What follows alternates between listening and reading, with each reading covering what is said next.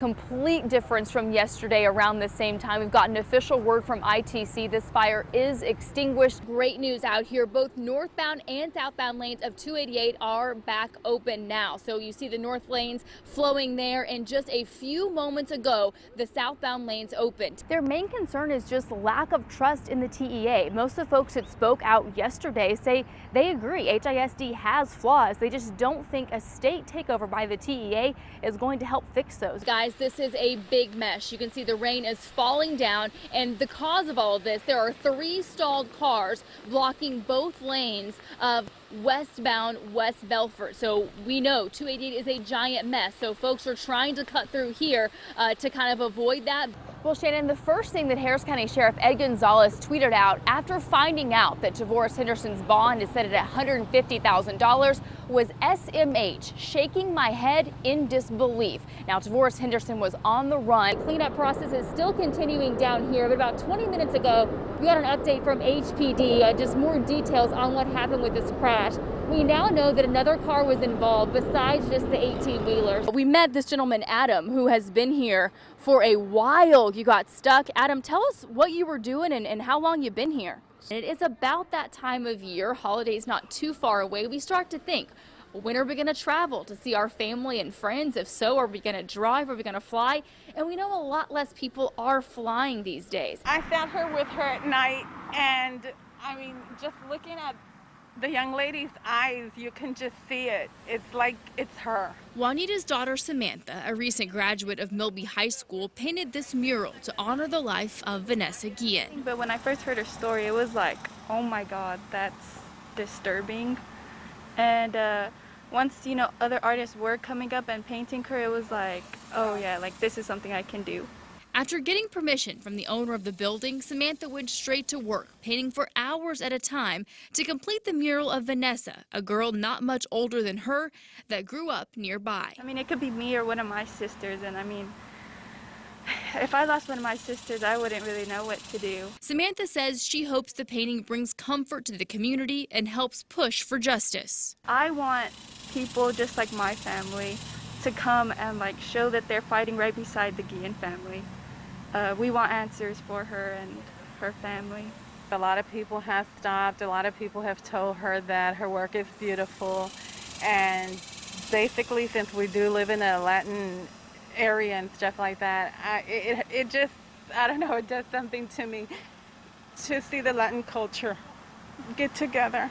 A community coming together to honor and to hope for a change.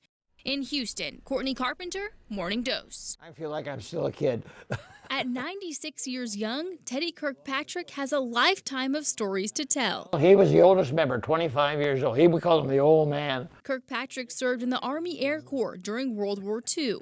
Listen long enough, you'll realize why he says it's a miracle he's here. I flew in the 8th Air Force through 37 missions over Germany in B-17s. Almost fell out 3 times without a parachute. You know, bombs don't always fall out.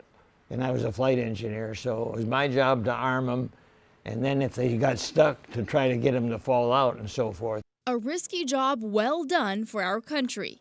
Decades later, Teddy's still up for adventure. He stays busy as a member of Honor Flight Houston and the Commemorative Air Force. He's traveled the world sharing his war stories. There I am in England last year at the dam. But it's his latest adventure that takes the cake. 2 days after his 96th birthday, he was back in a plane, this time jumping out on purpose. Skydiving at 96 because, well, it was on his bucket list. I was hanging on, you know, and I said, just hope I don't slip out of this thing, you know, but it was, I was having too much fun. I was waving at everybody and so forth, you know, and I was having a ball, but it was so peaceful and so quiet, you know, almost like going to heaven. Fitting words, considering who he says has gotten him this far. The good Lord's done that to me. I don't understand any of it. I didn't earn any of it, I don't feel. He's been good to me, and I'm trying to pay him back. When Teddy landed back on solid ground, his family and friends were all around congratulating this hero on another mission accomplished. In spring, Courtney Carpenter, Morning Dose.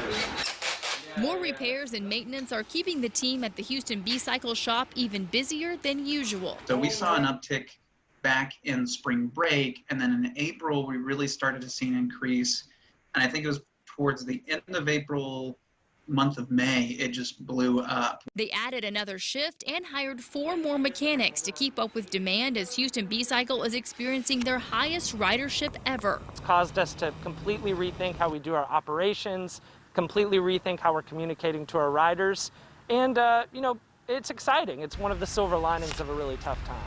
B-Cycle has been seeing a steady increase over the years, but did not expect to see such a spike in the midst of the pandemic.